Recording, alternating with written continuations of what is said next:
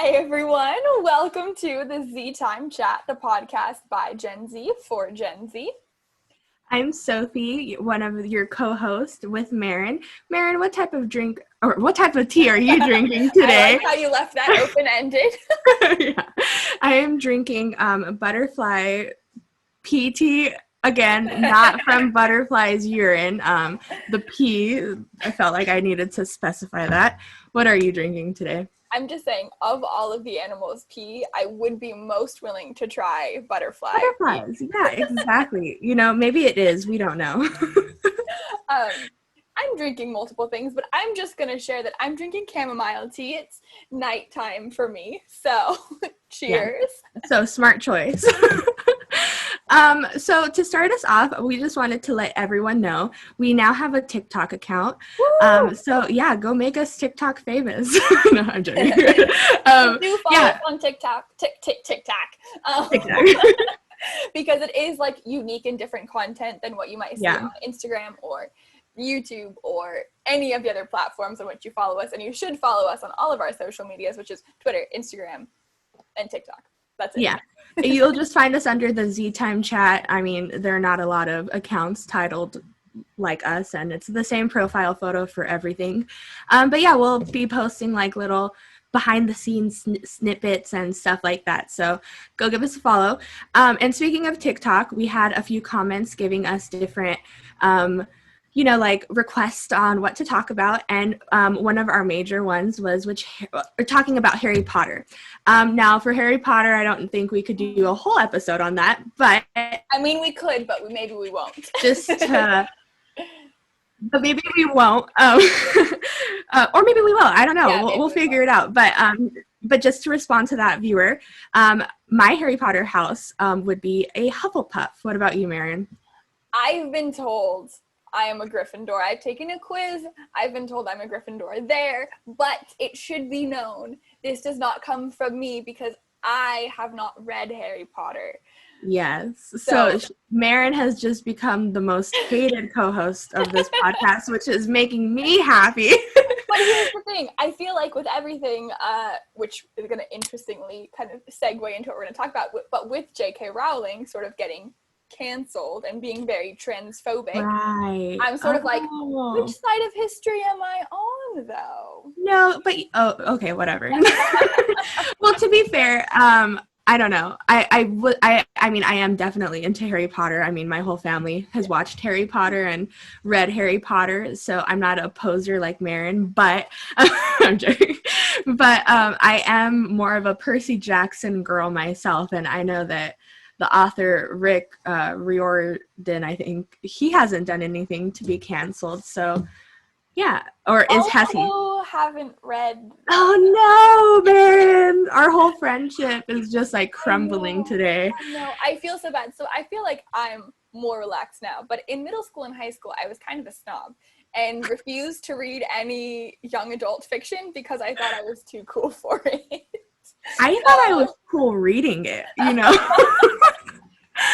In elementary school, not so much middle school, but like probably most of middle school too. I was like a huge reader, and I thought, like sitting at recess reading like a book was so cool, which it wasn't. And my teachers actually were like, no, you have to go talk to people. So, I mean, I don't know. No, anyway, I used to read. I just didn't read like YA. I only read things written before like 1900 because I was that kind of obnoxious. Yeah. So if you're gonna cancel me for anything, cancel me for that. Yeah, I mean, yeah, okay. I'll give you that. I mean, no, but I shouldn't. But I have read a lot of like English literature, so I can't cancel you for that either because then I would be canceling myself. Anyway. Yeah, no, it will spiral into books and literature. That could also be an episode, to be honest. That is true. Reading, I love that, actually. Oh my god. Like, the Bookstagram, like, all of the book accounts on Instagram. Mm-hmm. Love them so much. Yeah. But anyway. I especially like... Oh, no, go ahead. I was just going to say, how are you doing? Checking in. What's going on in your life? I'm doing pretty well. It's finals week, so it's, hectic, but pretty good overall. What about you? I I'm good. I just turned in a big assignment. I don't have my exams until after Christmas break, so I get to stress about them the whole time. Nice. But I had such a good day today. I'm wearing pants that make me very happy. They're like red bell bottoms. That just made me happy. And I've started knitting during my lectures, and it keeps me focused. Nice. And it puts me in a great place. So I'm in a great mood. Yeah, no, I mean, knitting, and I don't knit, I crochet. So, I mean, but it's definitely very, you know, therapeutic in a way. Totally. And I don't know, I have a rocking chair at my house, and sitting in the rocking chair and knitting and being like a very, very stereotypical grandma gives me like another sort of like peace and calmness. So I would recommend you trying it. Oh, and then I have these huge librarian glasses, and I'll just wear them, and I it feels amazing. Because I feel like I've, you know, like time traveled to when I'm 80. You know? Yeah, no, but definitely. So that sounds fun though, knitting. Okay, so Mary, let's start our episode content. What is cancel culture?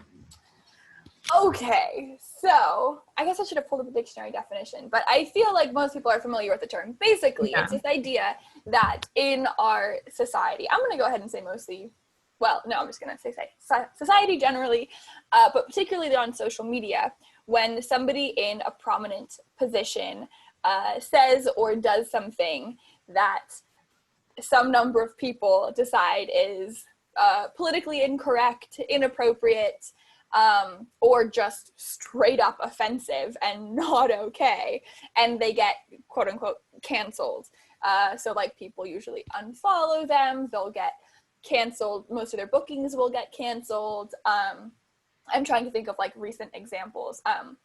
Yeah, like exposing with like videos, I've seen a lot. Yeah. You know, stuff like that. Yeah, definitely. So a good example is J.K. Rowling recently. She came out with some very transphobic comments. And then after sort of like not relenting and being like, oh, I was wrong, I apologize, I understand I might have hurt some people, sort of like backed it up. And so a lot of people have been saying, oh, like what?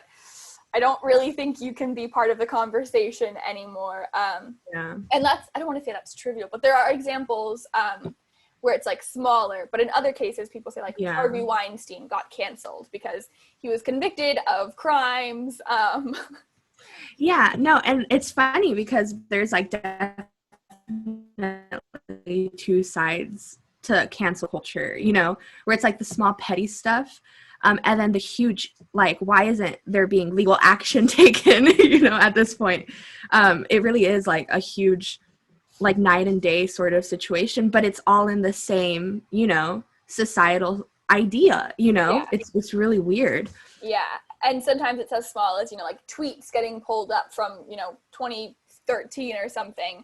And then sometimes it is actually like, you know, R. Kelly or something like that. Yeah. So how do you feel when you hear the word cancel culture? What do you think? What's your immediate reaction?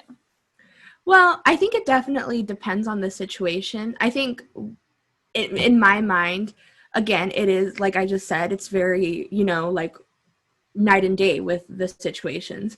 I remember when the whole, and I'm going to be using examples, but like when the whole like James Charles thing happened, I don't know if you remember it or if you even like saw it, but he endorsed like a gummy bear company, or it was like the sugar bear, whatever vitamins thing it was. And he was canceled so hard for that. And it was because his friend and like mentor had a rivaling company, and they were like, oh, why are you endorsing it when your friend has this company? And then she came out with a video very pissed off about it, canceling him and like, oh, this is wrong. She was like an emotional hot mess about it.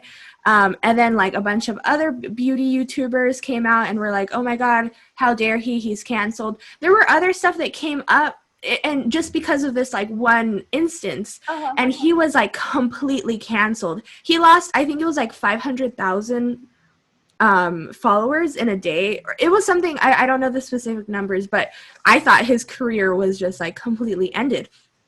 And so, you know, in that situation, I was like, even when everything was going on, I was like, what? I don't understand. You know, what did he do? That's so funny. I thought because I told one of my housemates that we were talking about this on the podcast, and so we had a conversation about it, and she also referenced him, and she said he was canceled for something else. So I'm very interested. I guess it just goes to show how quickly these things happen. Somebody can be canceled one day, and then it just flips around. Well, I know that there were a few different things that were brought up with that. Like so Tati, the friend who had the other, you know, company. I know, I feel like I'm a gossip channel right now. I'm like, oh, and Tati did this, you know, but it's like a bigger thing, you know. And so I know that Tati was like, oh, and his behavior just in general isn't okay, and brought up a bunch of stuff that he later debunked, you know, and he was just like, you know, it was a different perspective or whatever. And, you know, like watching it, I felt really bad for him because, you know, it was just like kind of a spur of the moment decision for him to endorse it. And it wasn't even like that deep, you know, and he just like, his career was almost ended. But then there's like another situation with a TikToker who was found to be like texting and asking for like nudes from a 15-year-old while he's an adult, you know, but he still has his platform, I believe. He still, you know, is walking as a free person, not a convicted, you know, predator. So it's like there's this double standard, and I just like don't get it, you know. It's really hard to wrap your head around like what's going to get you canceled completely and indefinitely, but then what is going to just be like, oh, no big deal, you know? Well, and when it comes to canceling, I am very much in two minds about it. Because part of me thinks, and Jamila Jamil talks a lot about this, actually. She's really good about like saying how pointless she thinks cancel culture is, and how really it's toxic and it does nothing for our culture at large. And I look at it like specifically from like a political standpoint. If we're going to cancel people for, you know, being wrong about something and just saying, hey, you know what, you can no longer be part of this conversation. We don't want to include you. Right. I think it sort of feeds people into like, you know, if you do that from the progressive, like leftist movement, it feeds into like the alt-right. And people not being welcome in the progressive movement. And I think that's really problematic if we want to build and like unite and go forward in the future. So we can't alienate people. But at the same time, ironically, I learned this on TikTok and I hadn't heard it anywhere else, that cancel culture actually, this idea like originated in like the queer Black community. Like I want to say like in the 70s or 80s. And it was a way of like taking back the power and just shutting down those who had too much privilege and too much like voice, and like reclaiming their place and their narrative. So there's just so much to unpack. Well, I mean, I think to say that something comes from that, you know, community is very probable, because a bunch of stuff comes from that community. Of course it did, yeah. You know, I'm not surprised at all by that. No, there is a lot to unpack, and I think, you know, even if you don't think of it like as a societal influence, you think of it very political too, like you mentioned. I also saw a TikTok, and I feel like, you know, our sources aren't, you know, amazing, but it, you know, that's how, you know, the word gets around right now. But and they were talking about how like Congress works, and how like voting within Congress works, and how eventually AOC is going to vote in a way where it's going to anger the left, you know, because she needs a vote in return. And not saying that, you know, she herself is corrupt, because she's probably like one of the most uncorrupt politicians there is. But, you know, that's just how it is right now. And that, and when that happens, you know, her reputation and her standing as like Gen Z's favorite politician is going to just completely, you know, crumble to the ground because of cancel culture. So it's funny that you bring up like the politics aspect of it, because that's so true, you know? Yeah, this is sort of unrelated, but that is one of my, like, that's the bone I have to pick with the progressive left as a part of that, is that our inability to compromise and to understand the importance of compromise, specifically within our system in the United States. Yeah. And our failure to recognize that frustrates me so much. But that is unrelated. But no, I don't think it is, though, because I think, you know, compromising is a huge thing that happens, you know, or that needs to happen with cancel culture, you know. Right. And not saying, and I know this may be taken out of context and I myself may be canceled, but I mean, I don't have a platform, so I can't be canceled. But what was I saying though? But when it's obviously when it's something like completely racist or homophobic or even like predatory, you can't compromise with that like idea. But if it's something where it's like, oh, this person said this, you know, and I think that that's wrong, or, you know, like again, what you were saying with the politics of it, I mean, people are not going to agree with you 1000%. Your best friend in the world is going to have something, you know, that you're going to disagree with. You know, I mean, you're your own you know, no one's going to have the same 1000%, you know, ideas. So compromising is, you know, essential. Right. And yeah, it's tough because one of the beautiful things about canceling to me is that it demonstrates how much of a democracy social media is in some way. And I know you can argue that because of algorithms, it's not, and it's all rigged, and the programmers ultimately have all of the control. But to a certain extent, the idea of someone can have as much money as they want or as much political power as they want, but if enough people on social media say, you know what, you're wrong and you're toxic and you're hurting people, we're going to unfollow you and cancel you. I think it's a great way of like mobilizing and demonstrating people power. Yeah. But at the same time, how it gets misused. And it's just hard because I think even in cases, so like, okay, in just two most extreme examples are, I think, R. Kelly and Harvey Weinstein, of like the Me Too culture. And I mean, they were very unapologetic. So they were like canceled fully. But an interesting thing is that R. Kelly, his music actually was repopularized once he was quote unquote canceled, and became like a more popular figure. So where does backlash factor into it? And I know you were talking about one of the TikTokers in our last episode who was canceled one day and then gained like twice as many followers or something. Yeah. And why is that? Yeah, no, and it's crazy because I don't know. And okay, so another completely different TikToker, but one who I have personal beef with, not like I've ever met her or spoken to her, but is Trisha Paytas. I don't understand how this woman gets her platform, and she does stuff that's like so beyond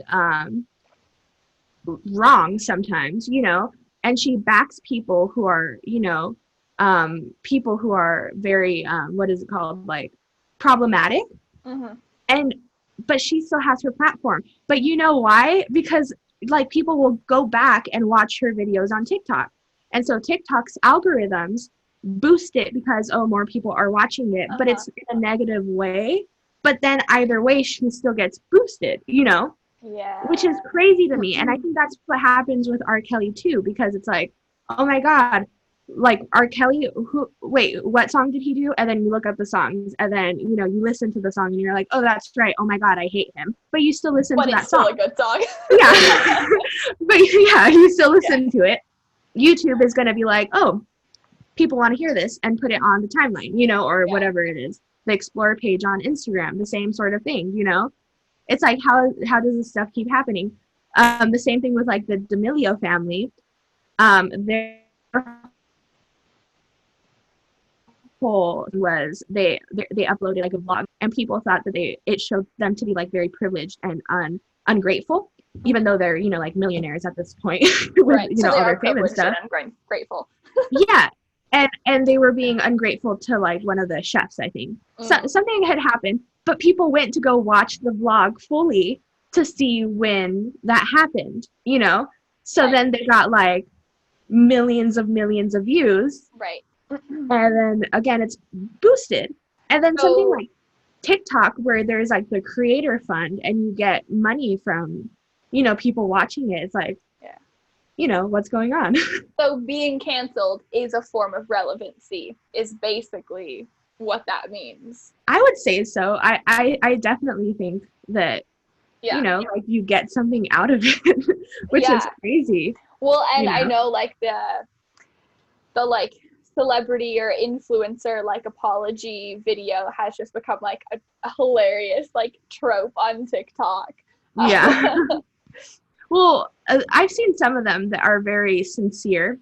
I think like one or two of them that, you know, I'm like, no, they're genuine. But there are some where I'm like, you really did just like cut and like poured, you know, some eye drops to make it seem like you're crying.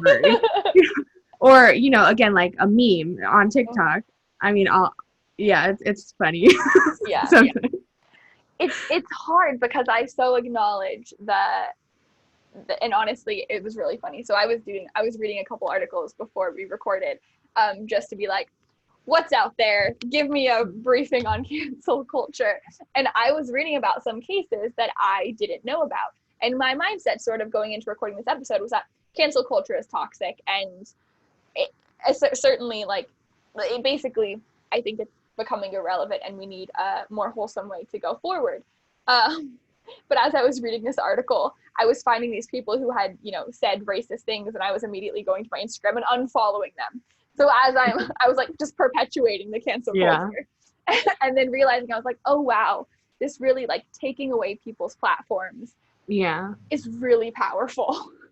Well, I definitely think that, especially when it comes to racism, like there should be no tolerance for that. You know, like, I mean, we're in 2020. Obviously, I'm not saying that we're like not a racist country, because we are, but you know, let that be very clear. We are a very racist. Actually, both countries that we are currently in. I think the world is just very racist.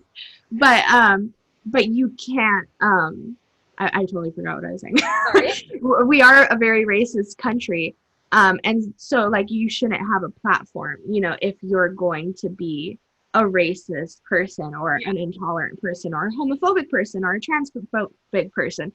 But what I will say is, when you dig up a tweet or a video when it was like 1999 or 2002 or something very, very old, and you're like, oh my God, so-and-so said the N-word or so-and-so said this slur, it is kind of interesting to me, you know, because I'm like, that was like over a decade ago, you know. I mean, people do change, and then you'll see the responses, and they're like, first of all, like, we grew up with that word. It wasn't like we knew the meaning and the context behind it. And it's true, you know, like a lot of people didn't know, you know.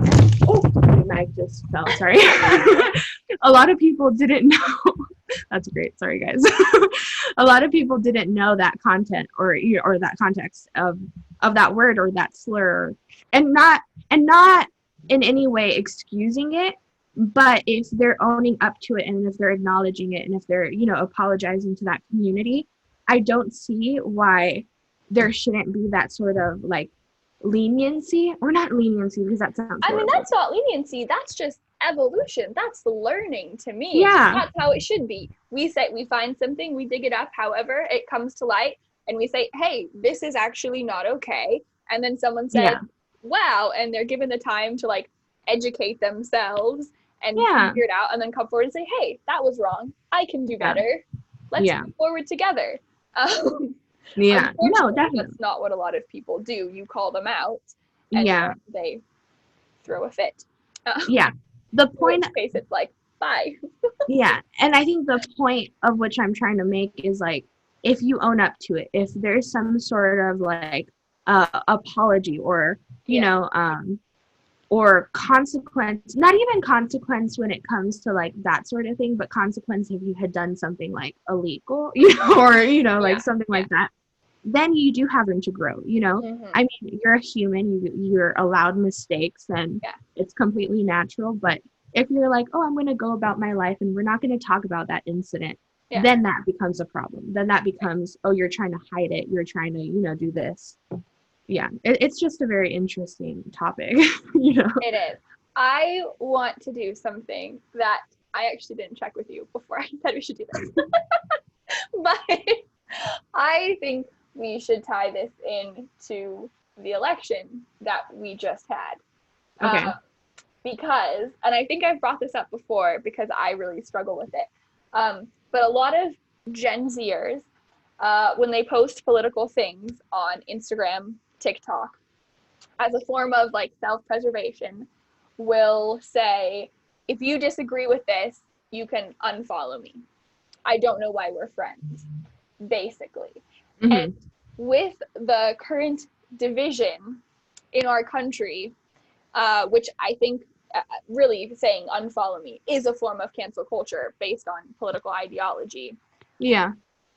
How do we allow people in our lives who may, for like, say, be Trump supporters, how do we allow them to learn and move forward in that way without canceling those relationships, be them online or in person? I think that's a very like weighted question. And I think I think different people have their own way of going about it. I know my specific way, and I mean I know I have a few peers that I know are very right wing, you know, that I had gone to high school with. I'm fortunate enough that I don't believe any of my family, you know, immediately is a Trump supporter, so thank God. But I do ask myself, like, what would I have done if that had happened? And I do have a few really good friends who, have Trump supporter family members. I do have like a distant aunt that is, but you know, like I don't talk to her anyway, so it doesn't matter. But in my perspective, it's like, you know, if you back a specific person who, you know, is completely against me as an individual, you know, then like, why are you in my life if that's what you stand for, you know? So I get that aspect. That being said, if it's someone like, what's his name? Mitt Romney, you know, who, yes, he's conservative. Yes, he, you know, if he met me, would he be like completely thrilled to know me? I don't know, but he hasn't done anything where it's like, send them back home or, you know, negative towards my people, you know? He hasn't done anything. I mean, I don't know. I don't know like a whole lot about him, to be honest, but he hasn't done anything against survivors or against women or against, you know, queer people.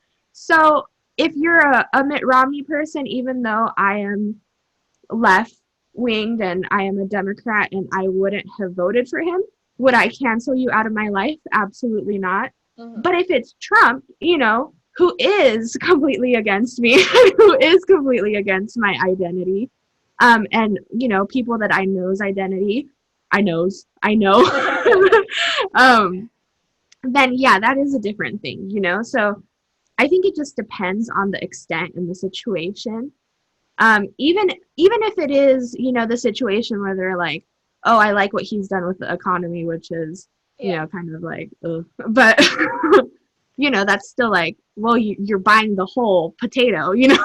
Right, exactly. I know that's not a saying. I don't know what I just said. I know, I totally get what you're saying. I think this is, again, sort of unrelated and a tangent, but I think the thing is that Republicans are willing to vote policies over candidate. They're willing to be like, I think Trump is a jackass and he says awful things, but I like his policies, which I'm like, well, his policies are also shit, but like, but okay. Whereas Democrats, we're willing to sacrifice the policies.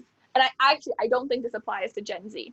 I think this applies to boomers and millennials, Democrats. They're more interested in liking the person they're voting for than necessarily the economic or social policies that person promotes, which is how you end up like mediocre individuals like Biden. Or rather, okay, I don't know if he's a mediocre individual. A very nice man with mediocre policies like Biden. You're compliment sandwiching him, you know? Yeah, sure. Yeah. You know? And I would say that goes for Obama, who I think had like not, his policies weren't that great, but he was such a fantastic human being and like a radiant leader. Yeah, I mean, I don't. I do agree with, you know, that sort of idea. I do think that there are a lot of candidates and a lot of politicians on the Democrat side who have good ideas and, you know, like are strong. Yeah. I mean, I'm an Obama lover to the end. Yeah. As am I. But I totally get it, you know. And I do think that it is a little selfish for Republicans, and I mean, I'm not speaking for all Republicans because as we've seen, there have been a few Republicans who like voted against him in the impeachment. I think there was one, and that was Mitt Romney. So, but you know, like that, not all Republicans, but I think it's selfish of the people who do that to pick a policy that benefits them directly. And then vote against, you know, an entire community of people, you know, because that really is what it is. Yeah. I was just like cleaning out my phone gallery and I saw like all of my like political Instagram story posts. And one was like, if like I'm a woman, a vote for Trump is a vote against me. I'm like Latinx, a vote for Trump is a vote against me. And it was like multiple, you know, I'm queer, a vote against Trump is a vote against me. I'm a survivor, a vote against Trump. You know, it was like a million things, you know, that, you know, I mean, like what more is there to be said? You know, like would you go up to someone who is a part of those communities and a part of those, like groups of people and confidently say like, oh, I voted for Trump, you know, like, would you really? You know, if your child was one of them, if your child, or even if you're a relative or a friend or a coworker, would you really like 1000% be confident enough to be like, hey, by the way, I voted for Trump, you know? So I do think that it is a little relevant to cancel people, you know? It is, but it is, and I say this, I do have family members who are Trump supporters, and I do struggle with this because not only are they my family, but also, you know, they're close to half the population. Yeah, no, I know, it's crazy. No, it really is. And it's like, what do you do in that situation? And like, how do you continue your relationship with them and confidently, you know, like, I don't think I would be able to, you know, just like look someone in the eye and be like, oh, you know, thanks. I don't know. Like, what would you say to someone like that? Thanks for voting against all of my rights. Yeah. Yeah, like my entire identity, you know. It does say a lot about, you know, like how they prioritize you, you know. Yeah, it's interesting. I feel like this is going to be a question that comes up again and again because it's certainly something that I'm always churning on in the back of my head. Yeah. No, definitely. You don't churn in your head, you know what, that was a bad analogy, but you know what I'm saying. But you think about it a lot. Yeah. No, yeah, it's crazy. I think we're going to need to wrap this up. Yeah, maybe. So, I mean, again, this is a topic we could go on and on about, but it might be a good time to wrap it up.